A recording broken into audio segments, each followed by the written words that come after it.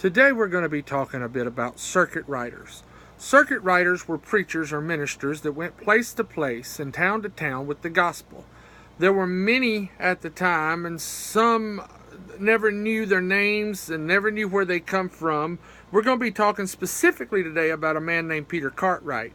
But it brought to mind stories I was told when I was younger about the town of St. Stephen's, Alabama, one of the original capitals. And right now it's a barren area. It's an archaeological park that's it has become.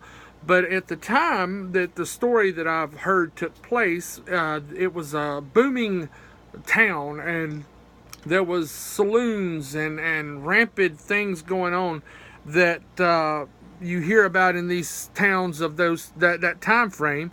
And the legend states that there was a preacher, a circuit rider, that came into town, and he preached against all of these things that were going on in the town. And they tarred and feathered him and put him on a raft and sent him down the Tombigbee River. And as he was riding down the river, he made a statement that nothing but owls and birds will come from this place.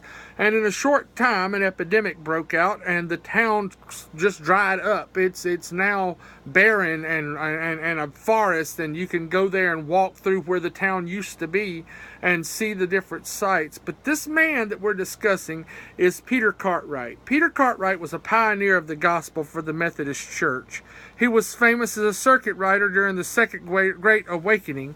During the time of the Second Great Awakening, circuit riders were an important way to carry the gospel to the frontier towns that wouldn't be able to hear the gospel otherwise. John Ellis notes that it was normal for a typical Methodist circuit rider to travel in an average of 2 or 3 states during his life. Rural border regions circuits averaged 200 to 500 miles in circumference, required 4 to 6 weeks of travel, and included 25 to 30 preaching appointments.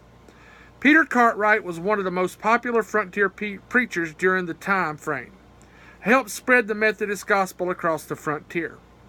Cartwright was saved at the age of 16 as a troubled youth. In his autobiography, Strickland mentions that he was naturally a wild, wicked boy and delighted in horse racing, card playing, and dancing.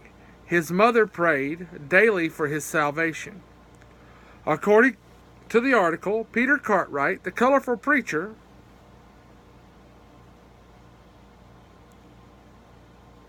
his rough past and hardy constitution served him well, for he faced floods, thieves, hunger, and disease. He was licensed to be an exhorter at the age of 17.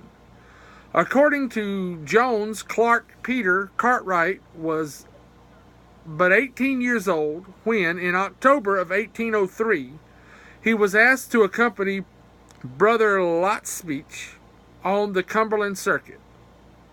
It was during this trip that he preached his first sermon. According to Hatch, his dedication to the Methodist cause contributed significantly to the movement's progress in Illinois. In the article, Peter Cartwright, Fighting Preacher, found in the Journal of the Illinois State Historical Society, a funny story is told about Cartwright and how he defends his honor to someone who has been talking about him behind his back. Now, we've all had that happen to us.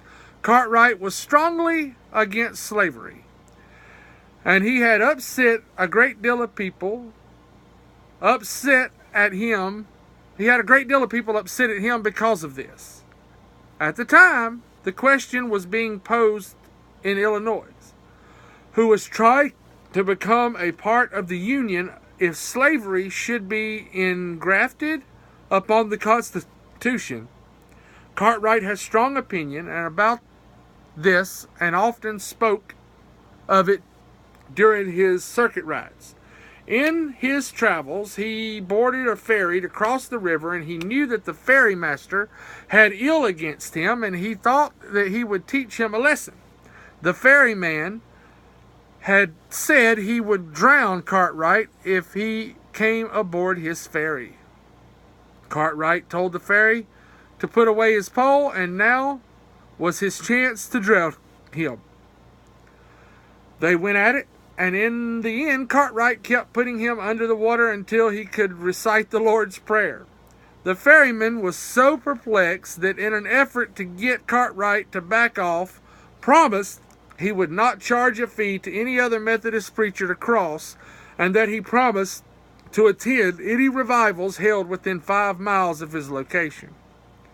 Cartwright never received a formal education. Harry Pratt notes that he violently opposed the theological education of his preachers because he believed that the theological seminaries of his day, with their Calvinistic doctrine, so cooled evangelistic ardor that students lost their Methodist zeal. Because he so openly opposed them, people assumed that he was against all education. In fact, his record of educational activities has earned him the title not only of the father of the Methodist education in the state of Illinois, but also the most ardent promoter of public education as well. Richard Mowell notes that Cartwright was more successful at seeing souls saved and was more successful than some that have a great deal of formal education. According to Mark Taysdale, Cartwright felt that slavery is certainly a domestic, political, and moral evil. Robert Bray discussed how Cartwright and Abraham Lincoln had many disagreements about the issue, mostly slavery. Interestingly enough, O.C. Edwards Jr. mentions that Cartwright served in the Illinois legislature and was the only opponent ever to win an election over Abraham Lincoln. Even more interesting, as noted by Dan Graves, once Peter warned General Andrew Jackson, future President of the United States, that he would be damned to hell just as quickly as any other man if he did not repent. Another preacher apologized for Peter's bluntness.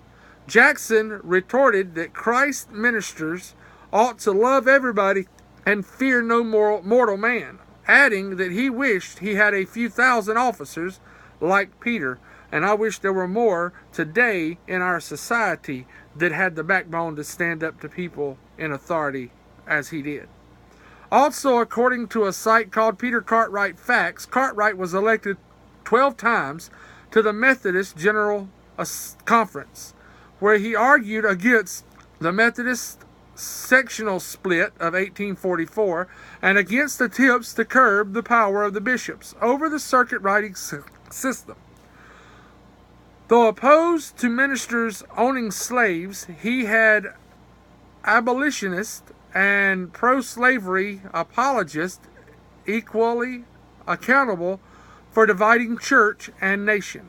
One of the most famous quotes read, "Nothing but the principles of the Bible can save our happy nation or the world, and every friend of religion ought to spread the Bible to the utmost of his power and means. Then let us look for the happy end of the universal spread of truth, when all flesh shall see the salvation of God." This is found in an article titled Picture of Peter Cartwright. Now, we can look over the history of the circuit riders and see how that they went state to state and county to county and place to place, but their message was always the same: repent, come to God, get yourself right. We see people today, we call them evangelists, and evangelists go out and do these things and go from place to place and preach the gospel.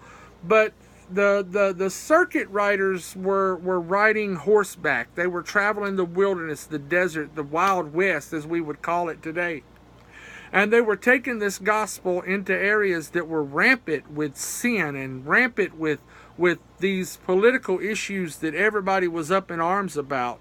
And we can see that because of people like Peter Cartwright, the gospel was pushed forward and excelled, and things were brought to the attention to change the world. And it's because of people like Peter Cartwright that we today can still do these things and stand for the gospel.